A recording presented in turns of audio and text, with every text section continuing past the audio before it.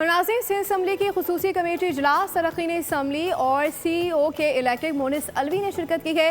रुकन सूबाई असम्बली गुलाम कादिर चांडियों ने सवाल उठाया। बताया जाए कि लोड शेडिंग किस कानून के तहत की जा रही है।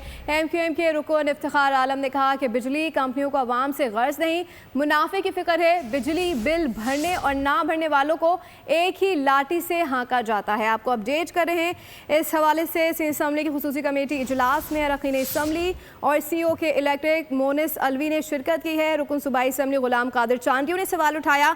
बताया जाए कि लोड शेडिंग किस कानून के तहत की जा रही है। MQM के रुकन इफ्तिखार आलम ने कहा कि बिजली कंपनियों को आवाम से गर्ज नहीं, मुनाफे की फिक्र है। बिजली बिल भरने और ना भरने वालों को एक ही लाठी से हाँका जा रहा है।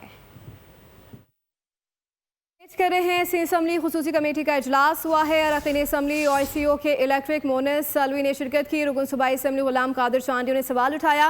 बताया जाए कि लोड शेडिंग किस कानून के तहत की जा रही है। MQM के रुकन इफ्तिखार आलम ने कहा कि बिजली कंपनियों को आवाम से कोई गर्ज नहीं, मुनाफे की फिक्र है। बिजली बिल भरने और ना भरने वालों को एक ही लाठी से हाँका जा रहा है। आपको अपडेट कर रहे हैं सिंध असम्बली खुसूसी कमेटी का इजलास हुआ है, जिसमें अरकान असम्बली और CEO के इलेक्टेड मोनिस अलवी ने शिरकत की और साथ ही साथ रुकन सूबाई असम्बली गुलाम कादिर चांडियों ने सवाल उठा दिए। सब्सक्राइब करें और बेल दबाएं ताकि कोई खबर रह न जाए।